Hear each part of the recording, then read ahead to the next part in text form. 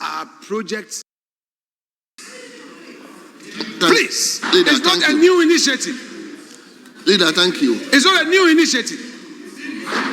Your constituency received a lot of outbound motors during Akufo-Addo's era. Never seen. You attested to it. You know that as a fact. Why are you not addressing it?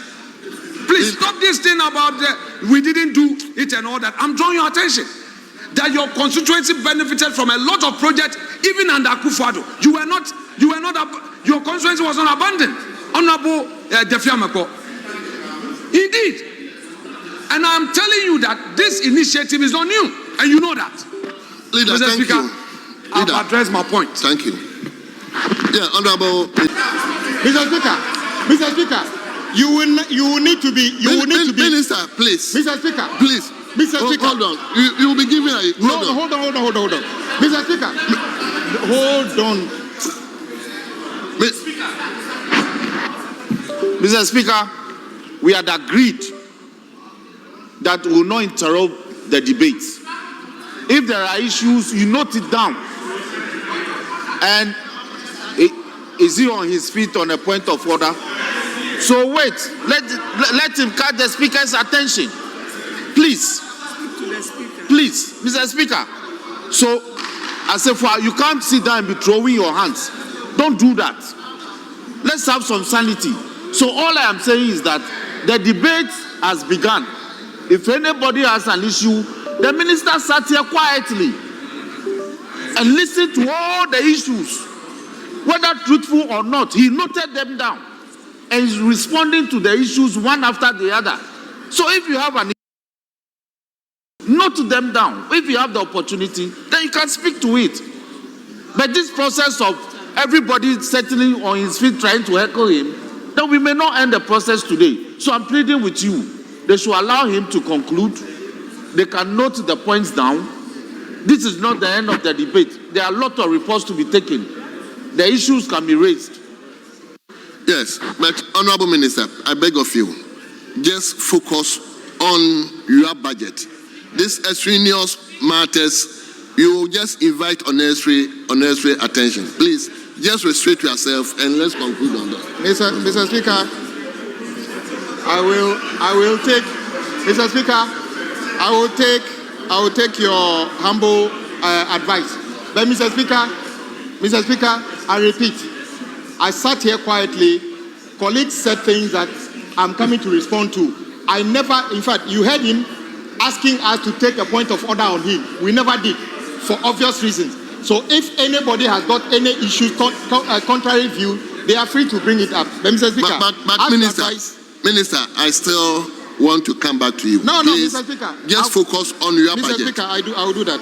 No other matters from other ministries, please. I've also heard colleagues talk about the kind of jobs that we are creating under the big push. Mr. Speaker, there are certain professions in this country that don't have permanent jobs.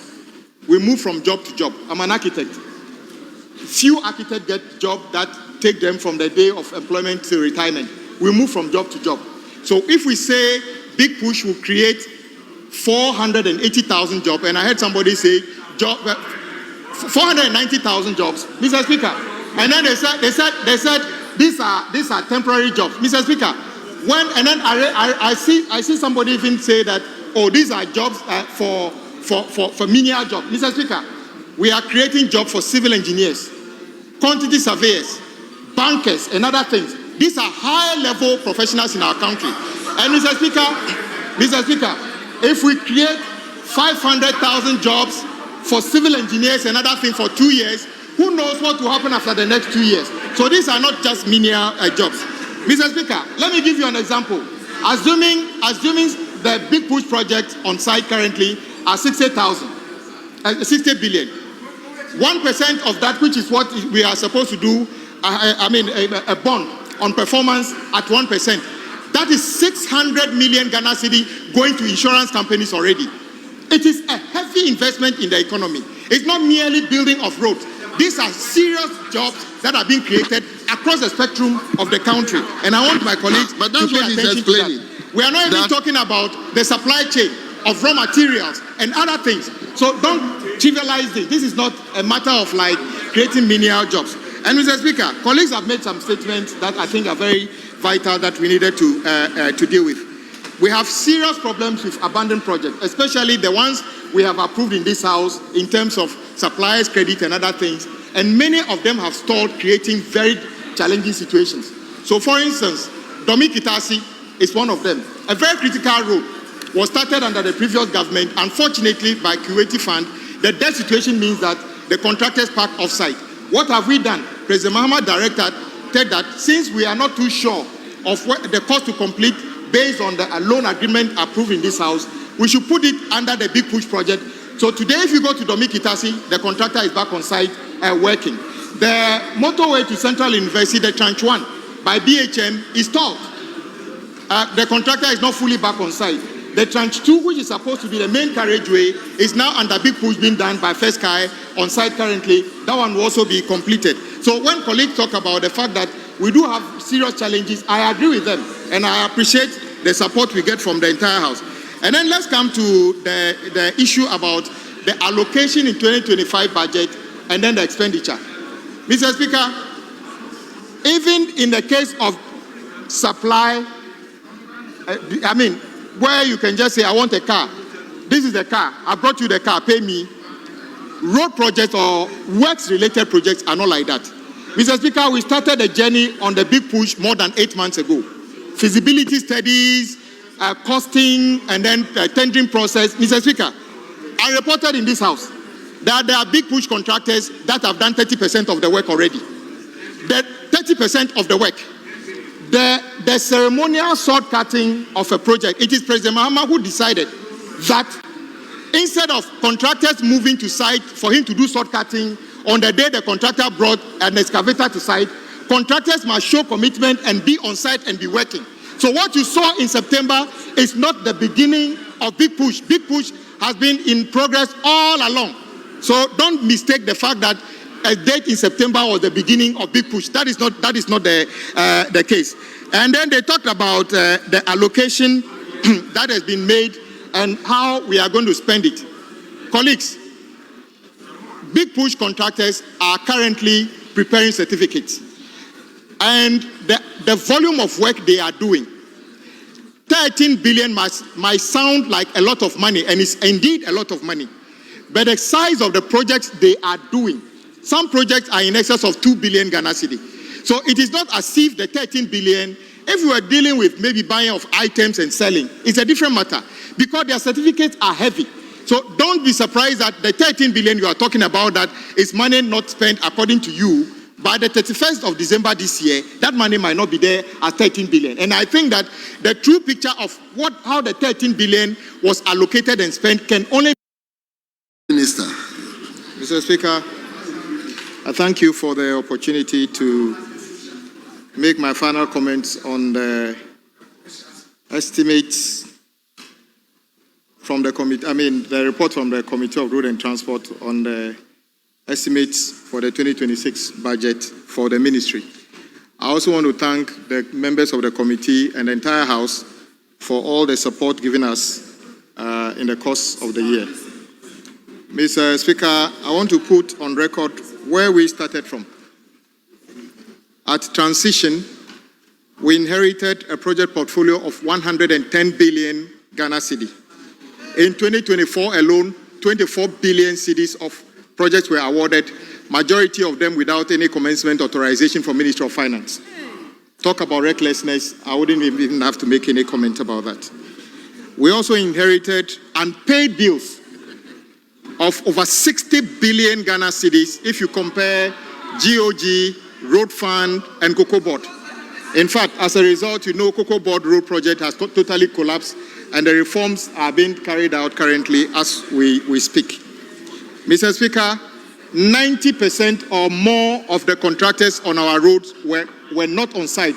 They stopped work because they have raised certificates and have not been paid for a long period of time and have actually stopped work. And Mr. Speaker, famous for those projects that contractors have stopped working was Ofanko Road, which had regular demonstrations from members of the public, and rightly so, drawing the attention of the state paid to that contractor, and that is why that contractor is back to site today. So when the minority leader says that contractors are not being paid, I don't know whether he's talking about this country or he's talking about something else. Because a contractor they could not pay, of which the most important alignment on road traffic in our country, Accra Kumasi, was abandoned and the contractor was not working. Today, that contractor is working, and we are very, very hopeful that that project will be completed. Mr. Speaker, talking about prudence and other things, the minority leader and his party, if I want to remind them, paid $29 million for an Indian contractor as mobilization to build a road between Savelugu and Walewale, and the contractor took the money and walked free. $29 million. I am very sure that amount of money can pay a number of contractors who we owe even today. So if the minority leader wanted to help, we would have asked the contractor to go back to site and work according to the $29 million. And I'm calling upon their site, since you were the ones who brought that Indian contractor and wrote a contract and paid them the $29 million, I'm encouraging you to join hands with us to retrieve our $29 million from that contractor. Because guess what? One of the most dangerous roads still in our country is the road between Savelugu and Walewale. Minister. It's still dangerous. Minister, hold on. Mr. Speaker, before I sit down, I would agree. But I noticed that when my colleagues on this side were making presentation, in fact, even the minority leader was encouraging us to take a point of order. We did not, because we wanted it to flow. But today, just because I'm speaking, he did his part and left. And then another one is Honorable Minister. I will yield, Mr. Speaker. Yeah, Kabiru. Mr. Speaker, thank you very much. And I want to state that we are not doing this lightly. We believe that a House of Record must actually speak to the records and the facts as they are. And if the minister responsible for roads and highway informed this House that arrears was in excess of 60 billion, when the Controller and Accountant General had given us a clear sense of the arrears of around 40 billion, that has to go to record. As a statement, the Finance Minister, even coming back to this particular House, updated his records. As a matter of fact, in the 2025 budget, Mr. Speaker, that particular inflation of the area gave us a false sense of fiscal deficit on commitment basis. We raised it, so the records must speak to the actual record. Mr. Speaker, the other issue is that we are raising an issue of mistakes on the face of the budget. Mr. Speaker, that mistake is what we expected him to respond to, not to be doing other engagement, because the mistakes are so clear that when you present a 2025 budget. Thank you. Mr. Speaker, thank you. That is the whole argument. Thank you. Yes, Minister. Mr. Speaker. Mr. Speaker. Just take you off. When my colleague, a good friend, got up, I thought, since I mentioned his constituency, of which a contractor was paid $29 million, I thought he was going to help me get that money. Let me help him. I told you already, when I say things in this house, you can take me on. Go and check the facts. At transition, you reported road fund was owing 5 billion. Today, it is 8 billion. So which record are you talking about? And I came here, hold on. You said, Honorable Akroma, you said things that I don't agree with. I kept quiet.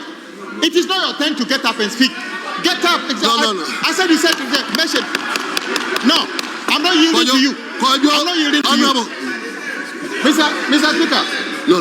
Mr. Speaker, he said some things. I'll come back to those things. Mr. Speaker, I said earlier when I was making my comment on the policy part of the statement that it is not unusual that when you have certain figures at transition, especially with road ministry, it is not a static figure. It keeps changing because contractors keep bringing in certificates on daily basis. So even the 8 billion I talked about today, I could get to the ministry, it could be 9 billion. It is not a crime.